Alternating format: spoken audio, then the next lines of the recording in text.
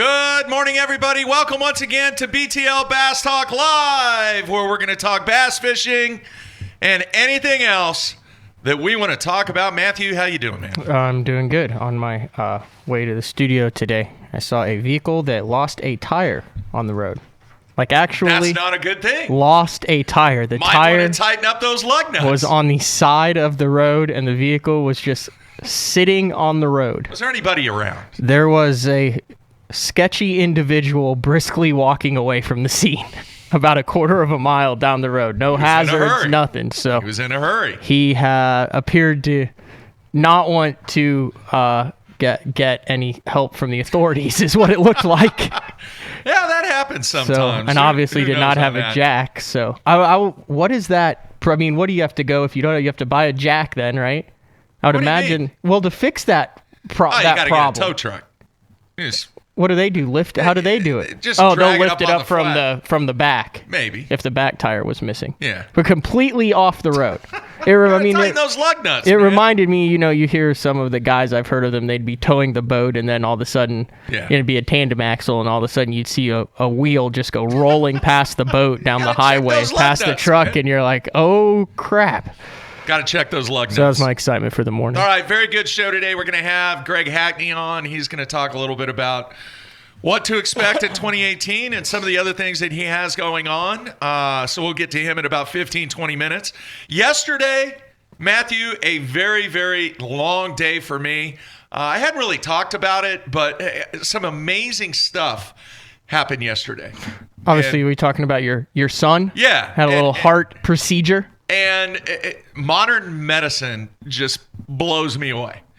And it was, I'm talking about my oldest son. He's a pilot. Was he 24, 25? He's 22. 22. All right. Be 23 this month. He's been grounded because he has a heart condition called AFib, which is somewhat rare for somebody in his age. So they do this treatment a couple of times where they actually do the shock the heart, where they put the paddles on there and they try to get it back in rhythm. He did that twice. That didn't work. In the meantime, he's still grounded and can't fly. So this medical procedure, I was at the hospital for 16 hours yesterday. It was a long time. It's a 4-hour procedure. And without going into the massive details, basically what they do is they go in through your legs, both legs, and they actually go in and perform a surgical procedure on your heart to de-electrify areas in your heart that is causing your heart to go into AFib. It's amazing. And he was pretty sore. I mean, two holes right by the crotch. And one is a camera.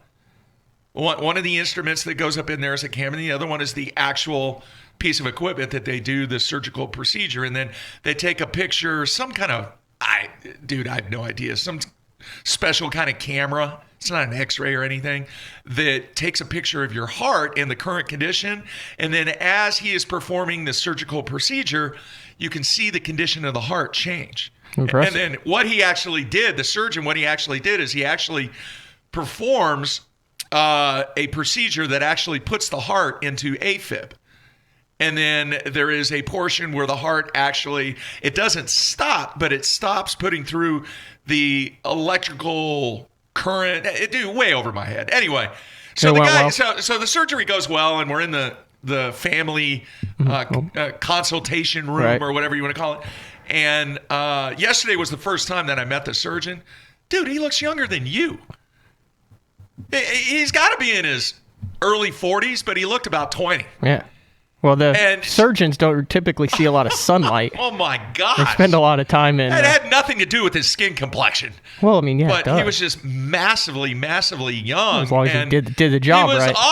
He was awesome. There you go. A very, very somewhat stressful day, but he's a little sore this morning, and hopefully within 3 months now, as long as he doesn't go back into AFib, then he can start flying again. But cool. Very, very interesting. and stressful procedures. So, as I spent 16 hours in the hospital, you had a chance to catch up on everything going on. I looked at a bunch of stuff that was going on. Now, you're looking at this sheet that I have in front of me. Do you know about this? Yeah, the Riot Baits gambler deal where they were like, hey, this looks just like the Riot Baits, some sort of beaver. Do you know what happened on this? Yeah, they basically went to him and said, hey, man, you're copying our stuff. And the guy went, yeah, you're right. We don't want to go through all the litigation, so we'll just destroy all the baits that we have, and we'll change it so it is no longer a copyright. And the guys went, okay, good with us, and they went, okay, good with us, and they went along their way. Is that basically the gist of what happened? Pretty much. And the differences in the baits. Now, I need your expert because you're like a tackle expert from a... I thought you were going to say I was an expert on beavers. I was like... No, but I will say this. All right, the tagline... Those are both of the same baits. Those aren't the two different ones. No, I know. I've got a picture of the other one. No, I looked at them in Oregon and looked at them. I mean, yeah, they're... No, but I want to ask you, is this the way that it looks right now? I'm going to shoot up a picture, and you can look at it on the screen right there, and the viewers can see it. But the tagline on the Riot website was pretty funny. It says, "Don't settle for a reaction, incite a riot." I mean, come on. We all know where the copycat... The original one. Andre Moore's beaver. That's it. Right. Which, here... Now, that bait looks different than a beaver in the same... No. And just that it's the same size and shape. The irony of he just... Basically, he didn't win, but I guess he did win. But there was a agreement reached based upon copyright violation. But here he is. He's kind of using a... right cross to the jaw. He's saying, the imitation is the greatest form of flattery, is what the Riot guy said. Yeah, and then they have that tagline on their websites. Okay, so here's this bait, the Riot bait. Mm-hmm. Okay, you can see that pretty clear, right? Yep. Okay. That's a cool color. Yeah. Okay, and then here is the bait that is currently on the Gambler website. Now, and they took off those little flappers. They made it a little bit longer. I can't tell the difference between any of those things. I don't know, but they were all cool about it. I do. That was the coolest. I mean, this isn't here. I'm going to flash up the Riot one again. It was nothing personal. Basically, folks, if you're listening to this on iTunes, it's a beaver bait with ribs and some floppy appendages on it, and they look drastically similar.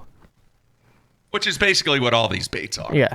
I mean, there's a zillion of them I agree. out there. All right. Second thing I want to mention. So anyway, just to wrap that up, the whole point was that it was just interesting how they were like. They were all cool about it. Yeah, it was like the coolest press release ever. It was like, hey, we don't hate you. You don't hate us. Just go out back, burn these suckers in a giant. I don't know. How do you burn? What do you just melt them back down? You could reuse them, I guess. Maybe you could recycle them. I don't know. Anyway. But the question that I was really trying to ask is, was that the copycat that's currently, obviously, based upon this agreement? Well, you would think the new one, you remember they said, hey, you could go ahead and do it as long as you make these changes. I'm assuming the one that is on the Gambler website is the changes. Well, they took out the whole little side. I don't know. I don't have any, but I thought it was interesting. I thought the exact same thing when Have you ever used those? No, I use a beaver or I use a bug. No, I'm talking about this one. The Riot? Yeah. No. Have you ever seen it? I use a beaver or a bug. Okay. All right. But, dude, I don't flip much. Yeah. That's a good point. All right. And then the other thing was I received numerous emails from people that wanted to know about the situation with Newell Brands and had I been watching their stock and all that and everything because basically it's been in the tank. Is that the Pure Fishing deal? Yes. Yeah. It is the parent company of Pure Fishing. That sold...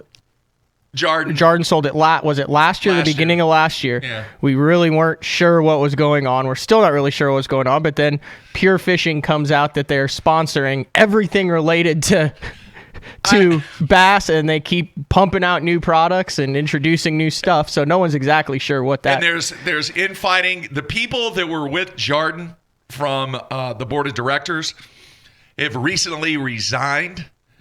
And there is a transformation plan, as they categorize it, currently underway where there is potential, and there's a lot of speculation out there whether some of the Pure Fishing brands are going to be eliminated.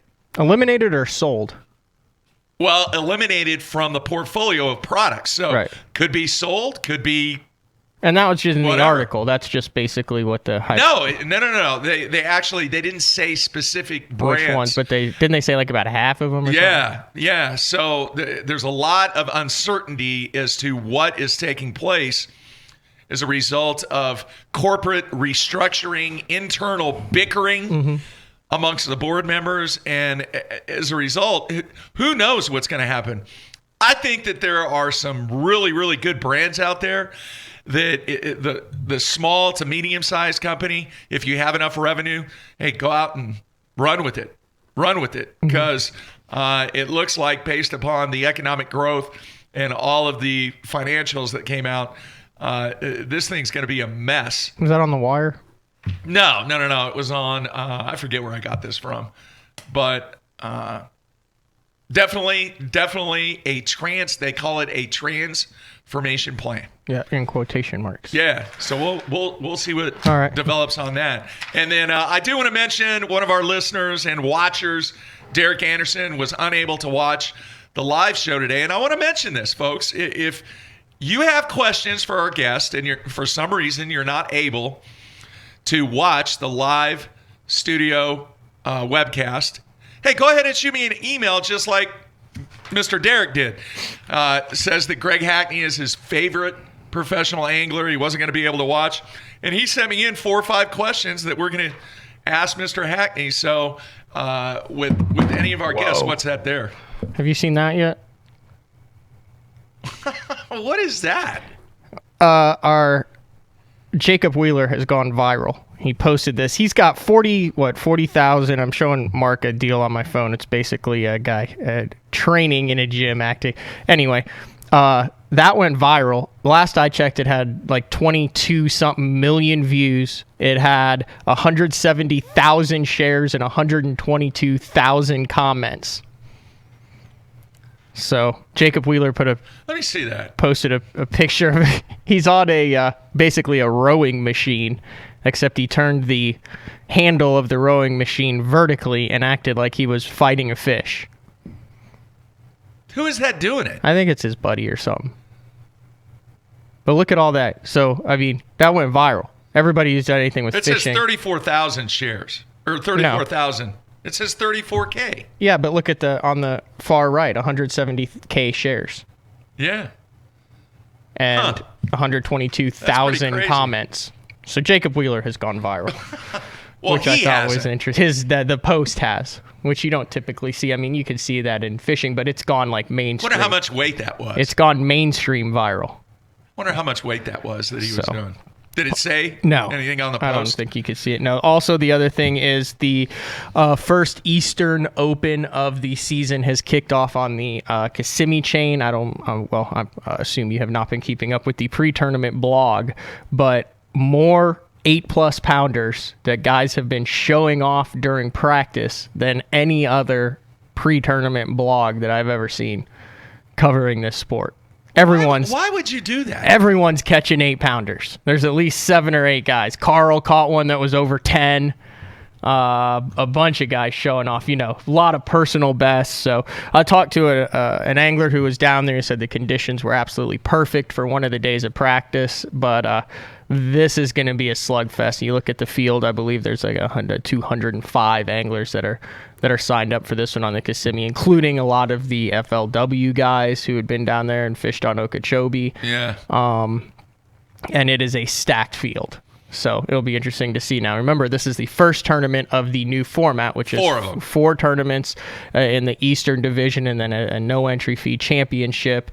The classic spots and the Elite Series spots for next year are based on how you finish. So it kind of went back to old school in the mid-2000s when it used to be like that before it went to win and you're in. So now consistency counts more than the win, which I think most of the guys are happy with. Yeah.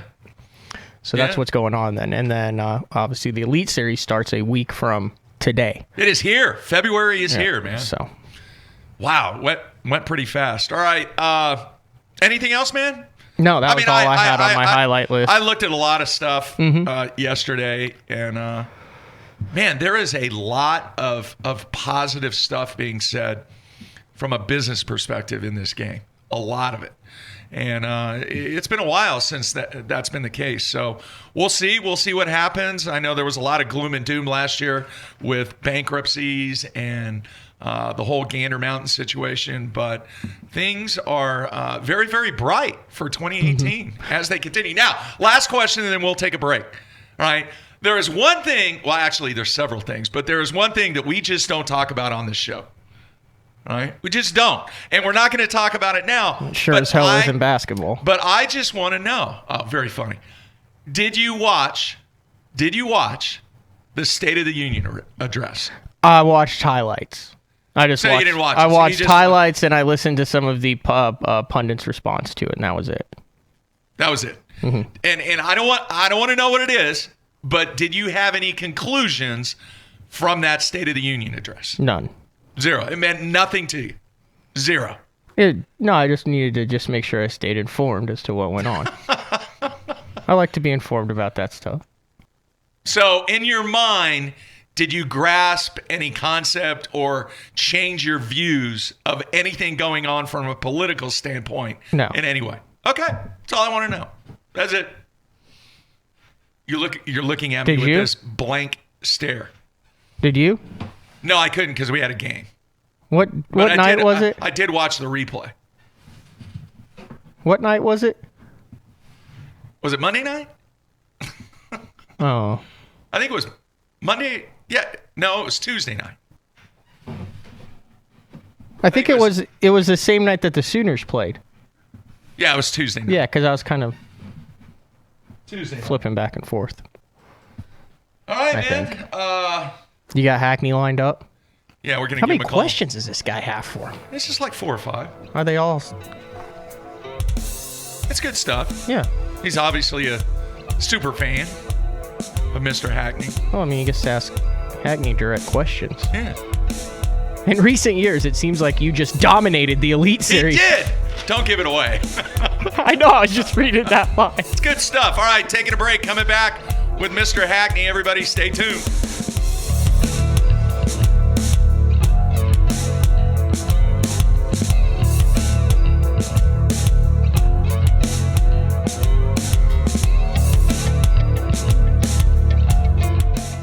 The most versatile fishing machine on Earth. Unparalleled resolution and clarity, with more agility, lightning speed, and brute strength.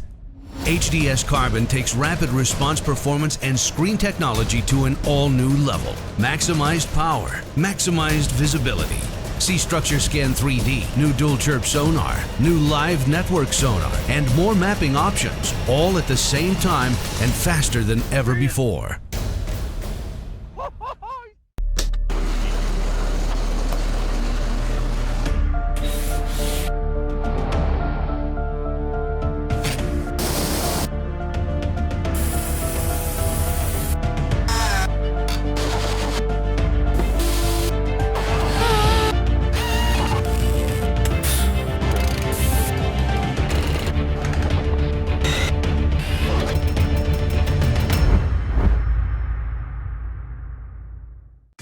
Pros depend on hydraulic jack plates to get the best out of their boats. Do what they do. Demand Atlas performance. Atlas gets you from the bottom to the top in less than 8 seconds, even with the big 4 strokes. And when you gotta turn right around and get that heavy load back up in rough water, Atlas's innovative design and American-made components will get you there with confidence. I'm at Depot. Just look for yourself. There's an Atlas jack plate on just about every professional's boat. The Atlas hydraulic jack plate. You can depend on it. My rods look different because they are different. Every rod is built by the pros and for the pros. When you pick up a white Duckett fishing rod, you're getting a cutting-edge rod, one that's truly pro-driven with the actions you need for every bait category you fish. I put my name on it. It's my promise to build you a great rod you can count on. Duckett Fishing, Micro Magic, Macro Magic, or White Ice. Try them. They work.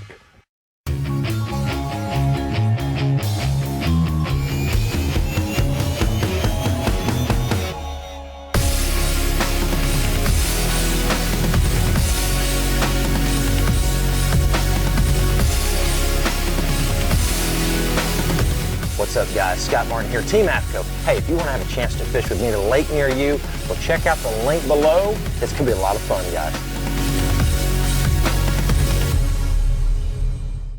The Lowrance Elite 7 TI. Why does it lead the pack? It's simple. More bang for your buck. Use Elite 7 TI with the all-new Total Scan transducer, and you get all of your sonar from a single transducer install.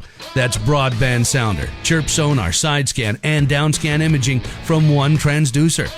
Now that's something to chirp about.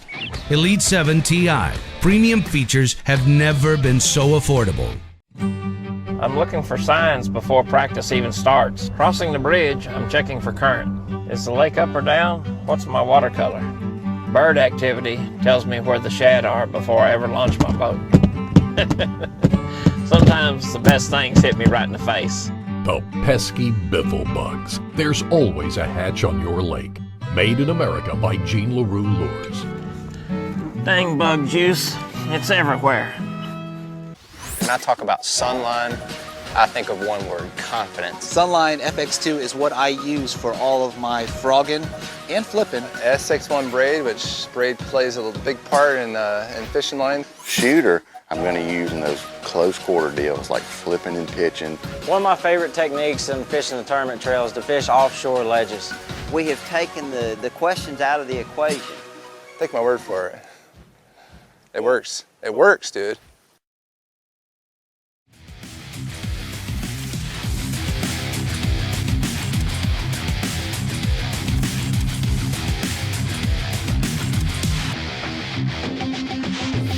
All right, we are back on a Thursday. Wow, it is here, man. You mentioned it in the first segment, and the Elite Series going to kick off next week. It is, and you actually have a decent kind of extended forecast. It ain't for Lake Martin, the first Elite Series stop, and obviously you think back to what Cherokee was like before that, and what the Grand Classic before that. Those early season tournaments that aren't in Florida are always kind of a crapshoot as to whether you're going to get nice balmy early spring weather or just dead nuts midwinter weather. Yeah. And it looks like we're going to kind of have a tolerable, I'm going to rain one of the days, but a tolerable 50s, mid 50s in the afternoons and 30s at night. So it's none of this frozen ramp stuff or snowstorm stuff as of now. So it looks like it should be good pre-spawn late winter fish catching weather. Yeah. Which is good for the guys like me who just have to stand there and watch the guys weigh them in, that I don't have to freeze. So I'm happy on that. That's what I was checking about. So. All right. Well, let's bring Greg in. Greg, you there? Yeah, I'm here. Hey, thanks for taking time out. Matt and I, the first thing we do typically on the show is talk about the weather. And this weather has been kind of crazy, and we were talking to you before we brought you on, and you mentioned this is the first time that you haven't caught spawning fish before you took off for the Elite Series. Yeah, typically the last 2 years, I would break my boat in around the 10th of January and, and try to get 3 or 4 hours on it and then start fishing like the next day. And actually 2 years ago, they were already, when I started fishing around the 11th or 12th of January, they were already had been spawning. Not like they just pulled up. I mean, I caught a lot of them already spawned out or about half done. And then last year, I undoubtedly was just a little bit cooler. So when I started fishing around the 15th, they were on the beds, but they were still healthy. They had just got there. And so this year will be the first year in the last couple that everything I've caught's been pre-spawn. The last week or so. I've fished the last 2 weeks. That's funny. My kids had 3 snow days 2 weeks ago. We've had 2 snows in 25 years. No, we've had 3 snows in 25 years, and 2 of them were this year. Wow. So that's pretty crazy winter for us.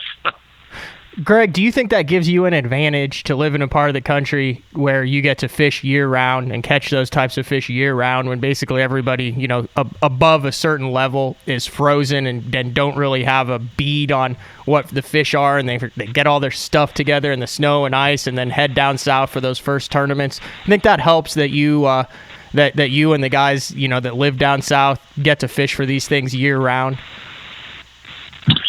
Well, you can look at that two ways.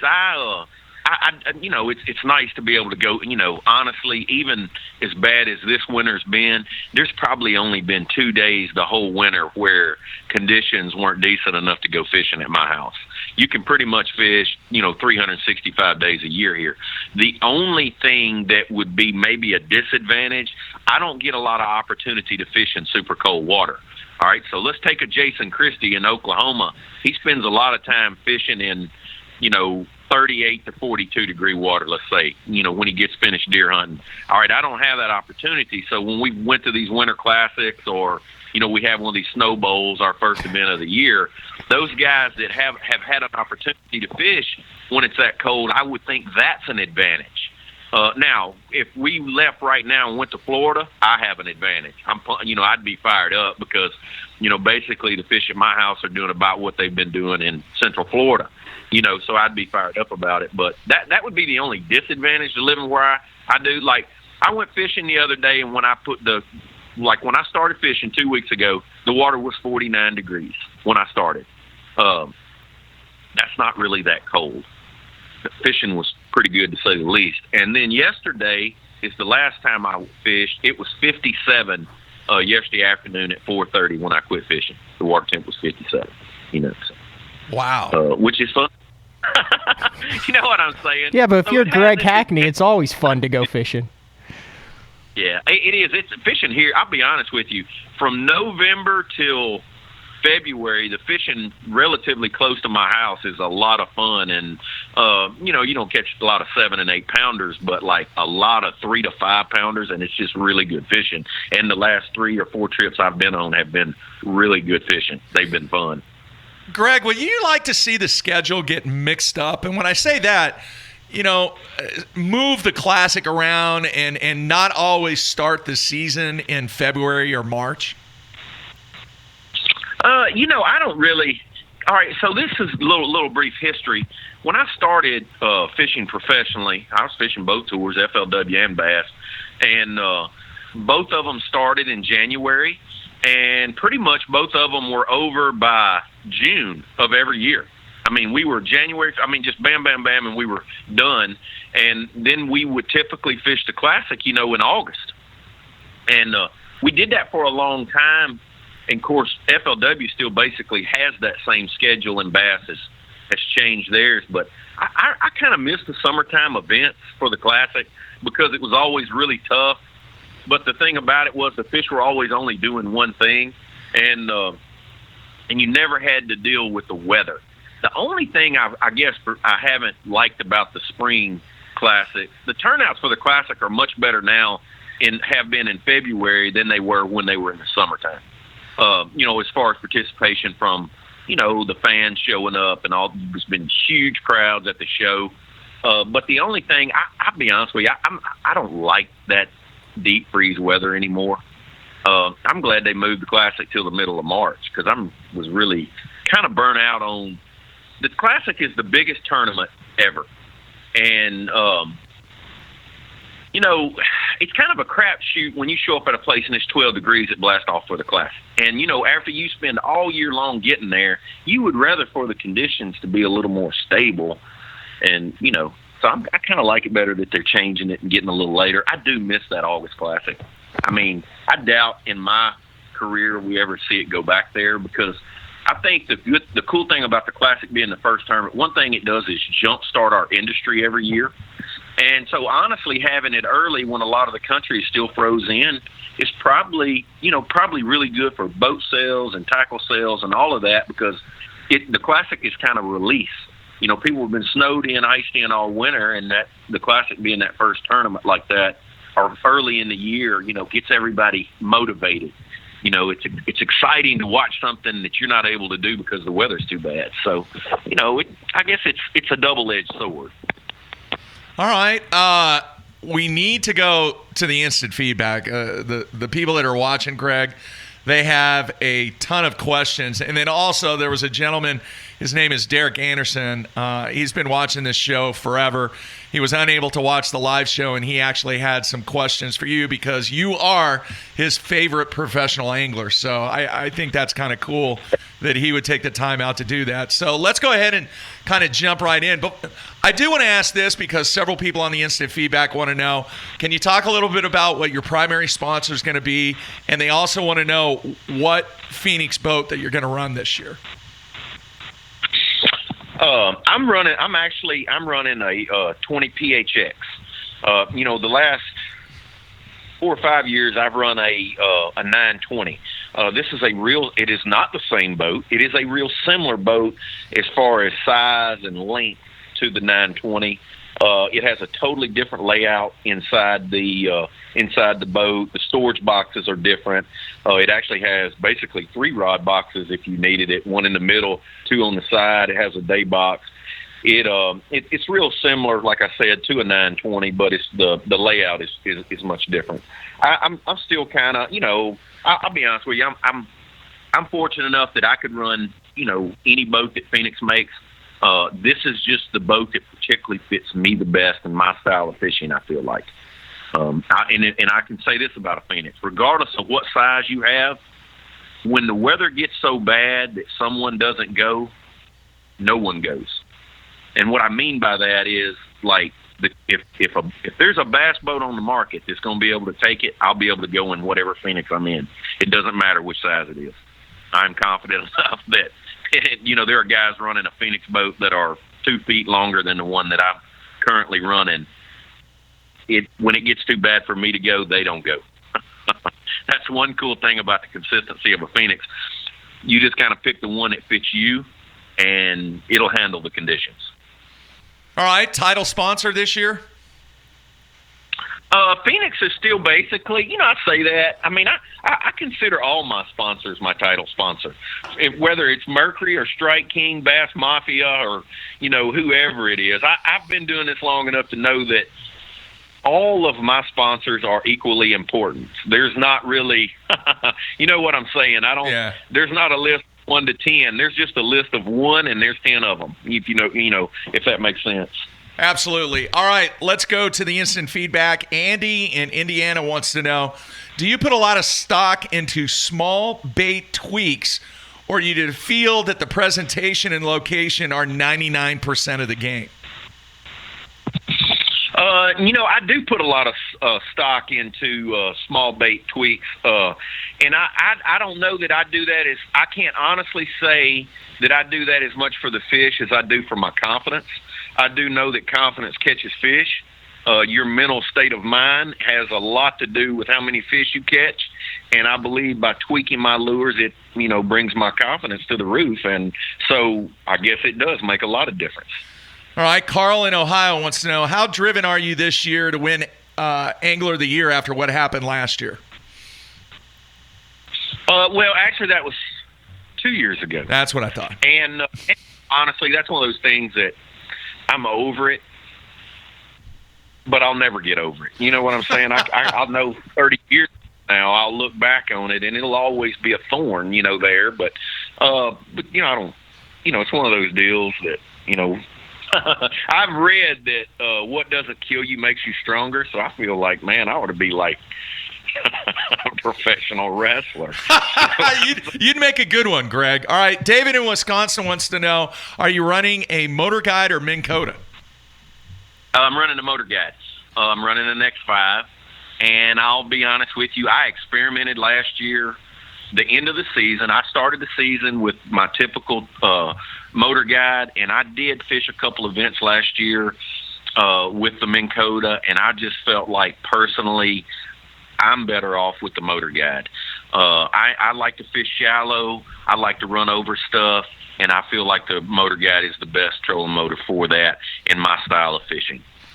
All right, James in Kansas wants to know, when starting tournament fishing, is it more beneficial to focus on developing a strength or developing your versatility? You know what? Like, if you're fishing one-day tournaments, you need to work on a strength. If you're fishing multi-day events, you need to work on versatility. All right. Josh in Missouri wants to know, what is the deal with all the strange laws in Louisiana as far as limited access fishing? Well, basically what that is, whoever owns the land has the right to either let you fish or not let you fish. It's a private land deal. One thing that makes Louisiana unique is that we have so many wetlands or waterways, that other states don't. Okay, let's take Oklahoma, and you go to Grand Lake, and you can fish all of it because it's a public lake. Well, the same deal is if you go to Toledo Bend in Louisiana. But where the gray area is the marsh, and a lot of people own that. Like there are landowners that own thousands of acres of it. And honestly, they're one of the problems, it used to be all wide open, and somebody went on that land and got hurt, and then sued the landowner. And that's what started the whole issue with the private water deal. And so you think about this: if somebody comes on your property, and they get hurt. You allowed them to be there. You're setting yourself up for an issue. That's really what started it. This was not over fishing. None of this has started over fishing. This all started over, someone getting sued. And so it's kind of and you know what? I'm on the fence on the deal. I'm on both sides. I see the landowner's point of view. I also see the point of view of the recreational angler that, because I'm like, well, I pay taxes on that water that runs through your property. Right. So it's a funny deal. It's political. Some of it is political. Like I said, I'm on both sides of the fence on it, and I just stay out of it.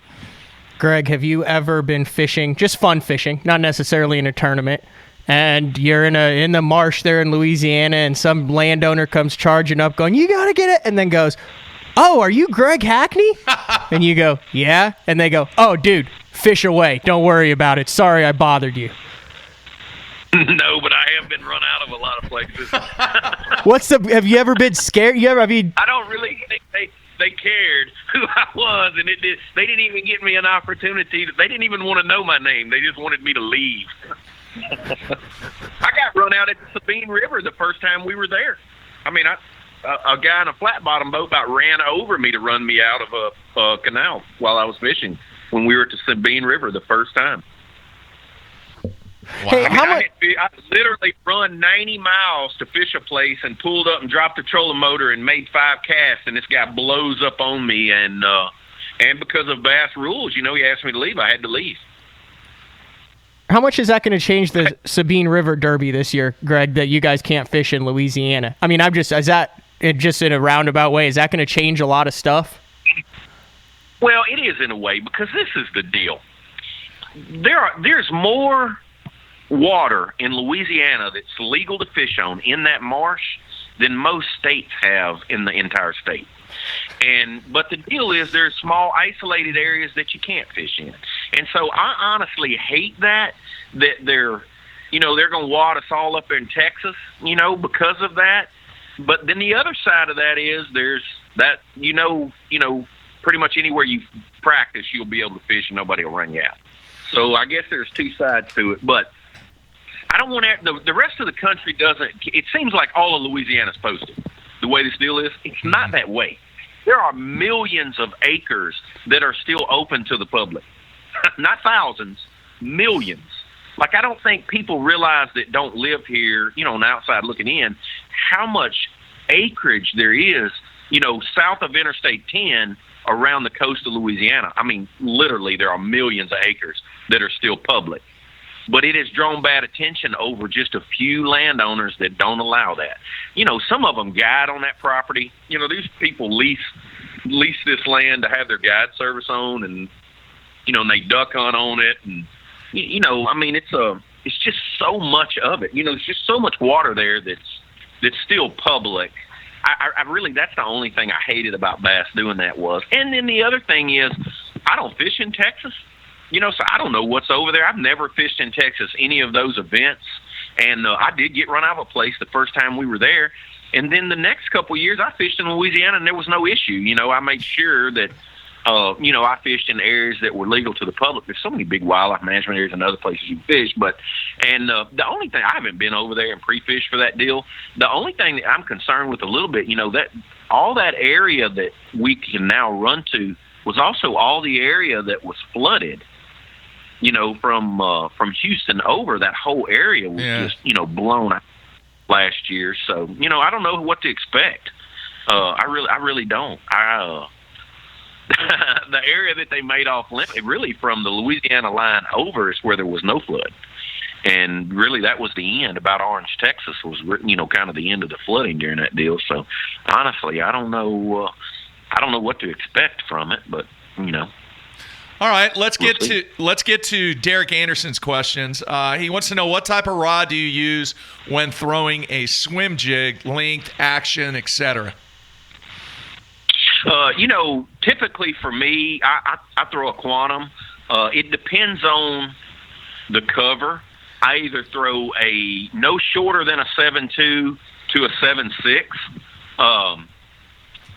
It depends, the KVD tour rod quantum makes a 7.4. It's a light tip, and I like it if it's more open water, swim jig, not a lot of really heavy cover. It's got a real soft tip. It's great for skipping under bushes and docks, and I pretty much use braid 99% of the time. That's probably my number one rod, and then I use a 7.6 PT, like if we were in a Florida situation, or I'm fishing lily pads, swimming and jigging lily pads, a really heavy cover, where I'm having to pull those fish out. More times than not, I use that 7.4 KVD tour rod, and I like it because it's kind of a big spinnerbait rod. And since you're using braid, you don't have to, you don't need a stiff rod. You really need a rod that's an accurate rod for accurate casting, and a rod that skips. And it's a big deal to have that light tip when you're skipping that swim jig, under overhangs or under boat docks and that type of deal. And that's the rod I use the majority of the time. But I will go to a 7.6, a steel with a light tip. Now, and this is the deal that rod manufacturers, some rods are medium heavy, some are heavy, but you have to feel the rod, because everybody has a different version of what they call heavy or medium heavy. But I would say I never use more than a medium heavy. I like a rod with a lot of tip and some backbone for swimming a jig. I want that fish to be able to engulf that jig, and then I need the backbone to get the hook in him. But again, with braid, basically when one gets it, all you need to do is reel hard, and you'll get the hook in the fish. You don't need a powerful hook set. You basically just need to get the slack out of the line and get the, and pull. And that's the reason I really like the same rod you would throw a 3/4 or bigger spinnerbait on. Is the rod for me that's the perfect rod for, swimming a jig. All right, I'm curious. We had Biffle on the show. When was it? Last week, Matt? I think so. And he is constantly on the hunt for some of the flipping sticks. Has he ever hit you up on some of those old quantum flipping sticks? Hackney, you got any of those? No, the deal is Biffle likes a super stiff rod. He never uses and I'd like a stiff rod when I'm flipping fluorocarbon, but, flipping braid, I like a lot softer rod. You just do too much damage with a stiff rod. But Biffle likes a rod that's a broomstick. And I'll be honest with you, I grew up as a kid watching Biffle flip and set the hook. And, back in the day when Biffle flipped 25 or 30-pound mono, his hook set was unbelievable. Yeah. He had one of the best hook sets. I'll be honest with you, if you compared him and Denny Breyer, there was no comparison. Biffle's hook set was so much stronger than Denny Breyer's. They were both the flippers in the day. Since that period of time, if you watch Biffle set the hook now, it's not what it used to be. That's good stuff. Biffle might need... say this, but Biffle might need a blue pill for his rod, if you know what I mean. That might be the line of the year so far right there. That's freaking awesome. All right, back to Derek's question. Wow, that's off the charts, Greg. All right, back to Derek's questions. Other than flipping, what is your favorite technique and why? God, that's a hard one. You know what? I'll be honest with you. Swimming a jig may be my number. I don't know that it's my favorite, but it might be my number one go-to. You can catch so many fish so fast when they're on that deal. I'm so efficient with it and I think tournament fishing builds efficiency. And I don't know, I just like it. I can cover so much water. It's just a bait that is so universal that you can make it look like a bait fish or a crawfish, whatever, a bluegill, a shad. And again, I'm so efficient with it. You pretty much catch the majority of the fish that bite it. And it's just a great bait for covering water, and it does such a good job of catching them, and it catches tournament fish. Those 3 to 5 pounders. It's not a giant fish bait.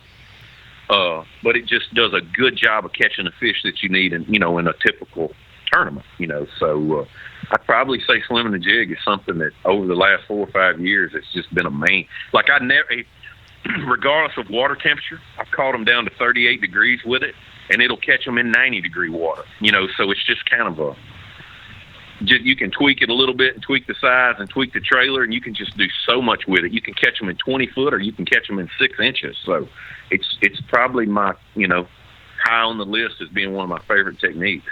Are you just as confident swimming a jig in a non-grass lake as you are as a lake that has grass, or are you more inclined to throw that more on a grass lake than something that just has no grass at all? No, actually, no, it doesn't matter. I mean, you can catch them on bare banks with it. I think that's the other reason that I like it so much. It just works. It's a niche deal. Now, what I mean by that, I always have one tied on. I'm not going to catch them every day with it, but there can just be a time that arises during the day when you can, or conditions are right and the fish position right. But it doesn't matter about it. Vegetation doesn't have anything to do with it. It's very, very good around vegetation, but it's also just as good swimming it on a boat dock, or it just doesn't matter. I mean, it doesn't matter about the cover. The big deal with it is how the fish are positioned. Are they positioned in, when it, it's just like any other lure, I guess, but the fish have to be in the right frame of mind and have to be setting right. And they have to be feeding on some type of forage that you can mimic, with a swimming jig. And again, if they're on any kind of bait fish, shad, shiners, bluegill, I mean, the swim jig, it's hard to beat. And again, like I said, I can catch them deep, shallow, cold, hot. You just have to have one tied on all the time. And I'm efficient with it. It kind of goes back to that deal. I got it on braid. And realistically, for me, very, very few occasions will I ever have it on fluorocarbon. I would never throw it on monofilament, but I would say 97% of the time it's a braid deal, and 3% of the time it's, I'd have it on fluorocarbon. And then that might be just for the reason of, fishing deep or slow or whatever. But like I said, you can catch them 3/4 ounce swim jig, and you can catch them in 30 foot of water. You know what I'm saying? It's just, and they get it. That's the other thing I like. I'm big on any lure like that. It's the big thing I like about flipping a jig. It's just if that fish bites it, chances are I'm going to catch it. It's not necessarily that I like a jig better than, say, a Strike King rodent, because the rodent will get you more bites. But I'll catch those fish on the jig, and that's the reason that, I like a jig so well. It's not just because I have so much it's the best bait out there. I've never thought that. I just think that it's, if 9 of them bite it, I'm going to catch 7.5 of them. You know what I'm saying? That's kind of the way I am with that. All right, good stuff. All right, 2 more questions from Derek. The next one is, do you have any new baits coming out that you had a part in creating that you can talk about, or is there anything else from a bait standpoint that you can talk about that's getting ready to come out? The bait that's fixing to come out this year, or actually it actually came out at ICAST last year, is the new Hack Attack fluorocarbon flipping jig. And, it's got a 0-degree line tie. It was made to flip with fluorocarbon. The original Hack Attack jig wasn't a braid deal. It is a braid deal. When I go to it, I can't hardly remember an event where I used it with fluorocarbon. I mean, it was designed to be, and it's got that ginormous heavy hook in it. This new jig was designed not that. Honestly, the majority of the people out there will be able to use braid on it also, but for me, it was made to flip with fluorocarbon. It is it has a nice high quality hook. It has a shorter hook, and the reason for that is so you can cut the skirt down and make something to flip to generate bites. A smaller package. You can either rig it up and leave the skirt full, put a full-size rage crawl on it, or cut the skirt off short and put a baby rage crawl on it. And it's like having a beefed-up finesse jig if you need that. Or, like I said, you can leave the skirt hole on it and, have a full-size jig. But it was really made to flip with fluorocarbon. I wanted something that would, have the same qualities as the Hack Attack jig, but something that I could fish on lighter tackle. And, and not have to use a 7.5 or 8 foot flipping stick, something that I could plink around on a 7-foot rod, downsize to 12 or 14 pound test if I needed to, but yet rig it up and flip it with 25 fluoro if I needed to. It comes in a 3/8, a half, and a 3/4. It has a 0-degree line tie. It is almost impossible to hang it up because of the 0-degree line tie. It has a heavy weed guard. It's just kind of all right, so this is the deal. The majority of our tournaments, I don't get to flip a Hack Attack jig. I need a different jig. I need one that does the same thing, but, we go to so many lakes. Like, look at the lake we're fixing to go to, Lake Martin. Lake Martin was not designed for, 50 or 65-pound braid and an 8-foot flipping stick, unless it floods while we're there, and that'd be great. But it is a great place to flip a jig, and so I needed a jig for a Lake Martin or, Hartwell, South Carolina. You know what I'm saying? And so that was the reason we came out with the Hack Attack Fluoro Flipper. All right, that's good stuff there. All right, last question from Derek. In recent years, it seems like that you have dominated on the Elite Series. Was there a time or moment that you can remember when things just started to click? Oh, no, I don't. I don't remember this domination, but it sounds good. I like the way that sounds. Hopefully, that's upcoming. On the upcoming season. But I don't know. I can't really look back. My whole career has kind of been up and down. I mean, I actually always thought that I struggled the latter part of my career. The first part seemed to be the best. But, my deal is I've always just, I guess consistency-wise, I've always been pretty consistent. And, I don't know. I'm probably, I think early on in your career, you probably struggle with mental aspects of some things. And, you finally get to a point after you've done it long enough that you're like, you know what, you just got to take your, it's just going to be up and down, and that's part of it. And mentally, you only focus on the good and you don't focus on the bad. It's just a lot easier for me now probably to only focus on the good. And I think that helps with your fishing. Because, again, it goes back to the deal we talked about earlier about making small tweaks to your lures. Tournament fishing, especially on the Elite Series level or the FLW Tour level, is a mental game. I mean, and it's the guys who stay mentally the strongest are the ones who prevail. I mean, we've seen Van Dam recently just to prove how mentally tough he is. He had some bad tournaments. Now, not many. He hadn't had many. But the deal is he'll have a bad one and then turn around and win the next one. And I think that's a lot harder to do that at a younger age or earlier on in your career than it is as you get older. Because it's not that you're accepting the bad ones, but you don't dwell on them. And it would be a lot easier for a young angler to have a couple bad tournaments and then make something out of that, make that a bad run.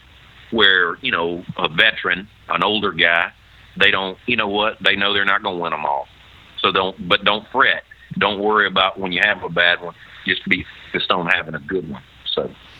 All right, man, the instant feedback's blowing up. I'm going to try to get to these as quick as I can. Rapid Greg. fire. Yeah, kind of. Joe in Boston wants to know, what are your thoughts on pre-practicing for events? And he's curious to know whether or not you pre-practice for Winyah Bay. I don't pre-practice for anything, honestly. I am big on fishing a lot. And, like, these trips that I've been going, around the house fishing are my pre-practice. All right, so this is the deal. I don't want to go somewhere that we're fixing to go and do any fishing, okay? I want to have an open mind. I don't want to be caught up in anything that I think might be going on when I get there. I don't have a clue about Martin. I'm going to show up and unload the boat and go fishing and just kind of let whatever's going to happen, happen. I have fished like that all my whole career. And so the pre-practice doesn't work. Now, there's a new generation of anglers, a new generation of Elite Series anglers that have lived at Lake Martin. I know this. That does not bother me. I have no fear of those people.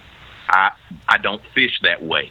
I have let that in the past bother me a little. I'm like, God, these guys go. Now there's this group that lives in their truck, and they spend a month before the event there. And that's the way the thing's set up, and that's fine if they want to do that. That doesn't work for me. But I do need to go fishing a lot, and I do need to go through the motion.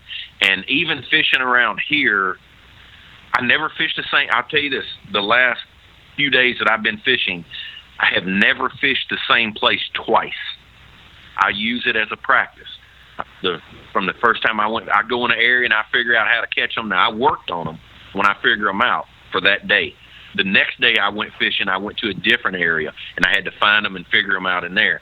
So I'm still practicing. I'm still going through the motions. I'm just not driving to Lake Martin to do it, or I didn't drive to the Sabine River, because my style of fishing, what has always worked for me, is just to show up and go fishing and figure out something that's going on right then and not get caught into something that I figured out a month ago.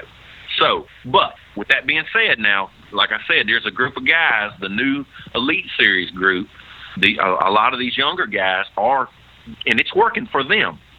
But I haven't done that the past 18 years, however long I've been doing this. I haven't been doing that, so I'm not going to start now. I like to spend time with my family. I like to deer hunt during my off season. I don't have any desire to go somewhere and be pre-fishing for a bass event. It is what it is. All right, here we go, man. We'll try and get, once again, to as many of these questions as we can. Golly, it's blowing up. All right. Let's see. Maynard wants to know, what is your favorite trailer to use on a jig? 100% a rage crawl, just a standard rage crawl. I tweak it. You know what I'm saying? If I need a small bait, I use a small rage crawl, and if we go to Okeechobee, I use a lobster. But I stick with the rage crawl 95% of the time. All right, Andy in Indiana wants to know, do you find yourself using spinning rods more in today's age? No, I've always used a spinning rod, throughout my career. I mean, my first tour win, was I caught every fish at Table Rock. I'd shaky head for 4 days. I have a lot of confidence in a spinning rod. It will, again, to be consistent on the Elite Series, you have to use a spinning rod. You cannot be one-dimensional. And I do have a lot of confidence in it. I would say more times than not, for me in today's fishing, I use it a lot regardless of the part of the country during the spawn. And then again, when we go north, are probably the two periods where I use one the most. All right, James in Kansas wants to know, what is kind of an indicator on when to throw the swim jig rather than a chatterbait or a spinnerbait? Typically for me, it's conditions. If we got, if there's a lot of wind and, you got, conditions for a vibrating jig or a spinnerbait, I would lean on them first. But if you come by that same bit of cover that you've been catching them on a bladed jig or a spinnerbait, and now it's slicked off, and, not necessarily that it's sunny, but it can just be cloudy and slick, I think the swim jig does a better a better job. So I went back to go back to the niche situations. A lot of times that's the reason you need that swim jig tied on all the time, because it's just the weather changes. Something happened, something changed. The fish got higher in the water column. That's the reason I like to have it rigged up all the time.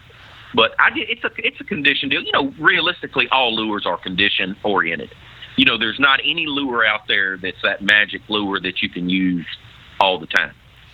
You just have to be ready when the conditions are right. And I would think, and it could be the fish have gotten heavier in the cover. You can't get a bladed jig or a spinnerbait in there. It can be a vegetation deal, where the swim jig just does a better job because you can present it to the fish in a more natural presentation than you can those other lures. So really it's conditions, All right. John in Kentucky wants to know, do you use a leader with your braid? Only on a spinning rod. I only use a leader when I'm using a spinning rod, never on a bait caster. Never, ever. All right. Andy in Indiana wants to know, when do you use rattles? Typically if I'm having to shake my lure a lot, like I'll put a rattle on my jig. If the fish are getting it on the initial fall, or if most of your strikes or the water's extremely clear, I don't really, I'm not really big on rattles or necessarily think I have to have them. But if it's a deal where I'm pitching in bushes and I'm having to shake a lot and the cover's heavy, I'm punching mats and I'm having to shake a lot, situations like that, that's when I add rattles. When the fish are not, when most of my strikes are not coming on the initial, they're coming after I've moved the bait a little. All right. Let's see here. TJ in North Carolina wants to know, are you an energy drink guy or a coffee guy? You know what? It depends on what time of the day it is. It looks strange if I'm drinking coffee at 1 or 2 o'clock in the afternoon. So the energy drink is more of after lunch, and I'm a 2-cup of coffee guy in the morning, and my cups are 20-ounce styrofoam cups. I'm big on anything that makes my body perform better. So yes, I will have an energy drink in the afternoon. Sometimes I'll be honest with you, after you fish for 6 or 7 days, whatever, and it's 4:30 in the afternoon, and you've been out there since daylight. A lot of times, I'll turn the radio on and have an energy drink, to get me till dark. You know what I'm saying? To help me stay out there. David in Wisconsin, this is kind of interesting, wants to know, if the schedules would work out, would you fish both tours? 100%. 100%. Yes, I would. I hate that they don't allow that to happen. I've always thought I fished better. How about this? The last time I fished both tours, I win an FLW and win a Bassmaster and the Angler of the Year all the same year. So, and if you look back on all of the years, typically when I've done the best, when I felt like my career was the best, I was fishing both tours. I'm that guy. Because of me personally, I believe that the more I fish, the better I do, the better it helps me. It's almost like when you're fishing both events. Like I would have loved to have been at Okeechobee, last week. And I don't know. I'm that guy that, for me personally, feels the more you fish, the better you are.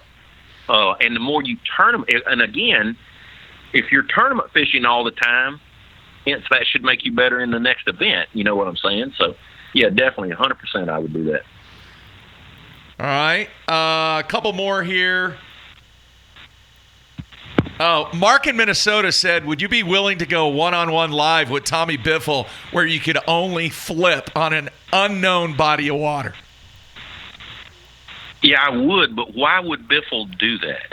He don't want to do that. I don't know if they take enough pills. You know what I'm saying?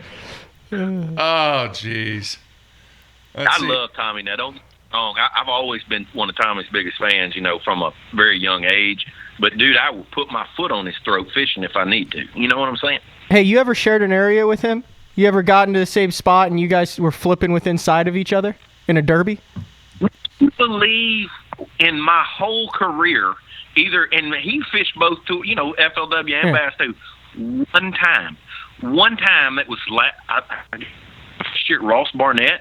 The first day I started on a little grass island and he showed up. And that's the first time in my entire career I have ever fished around Tommy Biffle. How'd that go down? Was he like, dude, this is my grass island, leave? No, he was like, he goes, you got him? And this is the deal. I think I'd caught one. And it really sucked. I don't know why it was so bad. I was like, yeah, they fit early. I didn't have them, but he didn't know that. He spun him out. Because I just started there, and I was like, oh, yeah, they were freaking firing when I got it. That's just mean. That's awesome. You got something out for Tommy. You just been all over him this interview. No, that's awesome. Hey, let me tell you this about Tommy. Like I said, I love Tommy to death, but Tommy does not have a good reputation for somebody that you want to be around during an event. I know of other people that have had to fish around him, and it's not good. It's not good. That's why I asked you about it. Anything in sight, it's his area, That's if Tommy. you can visually see it, he claims it, That's Tommy. All right, Brian in Philadelphia wants to know, what are your thoughts on Bass Live? Oh, honestly, I think that's the best thing ever. I really think that it's it has brought the sport to a place it's never been to before. It's funny. It seems simple, but it's really what we needed. It's done some things for the sport that there's not possible for anything else to do. I mean, we've been needing that. We, as fishing fans, we've always wanted it. I mean, you can sit and watch a football game live, or a basketball, or baseball, or whatever, but to be able to watch fishing live. And this is the deal. For years, people said, "Oh, well, they won't watch it because you go through so long periods without, anybody catching anything." And so when you make a TV show out of it, you combine all the fishing, and it's an hour long, and it goes quick. But realistically, the fans have shown that they like it better, because you really get to see what goes through a guy's mind. Because I've always wondered about this. I'm not into watching a guy catch one hook set. That's all great and all. But what happened the 3 or 4 casts before he caught that fish? What made him make the little changes? And with Bass Live, you see all of that. You get to see it go down live. I mean, actually what happened. And a lot of times it means more to see what a guy's not catching than what he is catching. And, the true fans have seen that, and you can tell. I mean, it's the biggest thing ever in the sport of bass fishing. That's cool stuff. All right, I'm going to go ahead and say this, and then 2 more questions, I promise, and we'll let you go. You are going to be featured in Texas in a one-on-one live versus Mr. Seth Feider prior to the Lake Travis event. So we're very, very excited to have that coming. And I know it's going to be great, Greg. And I think you're dead on. I think the whole live format is really a game changer from a fan's perspective and from an adjustment perspective on how things are changing in this game to make things better. So we're very excited to have you be a part of the TH Marine one-on-one live versus Seth Feider. Yeah, it's exciting. And, what'll be, going to a new body of water and, figuring it out on the fly. I really enjoy that myself. I think in the long run, that's the deal. Major League Fishing's been doing that, and I think it's helped me. I just think it's cool to see, how it's the utmost pressure. There can be no more pressure than that deal. Knowing that everybody's watching, you've got a short period of time to figure it out, and you've got to figure it out before the other guy does. Yeah. Yeah, it's awesome, man. It really is. The future of our sport, no doubt.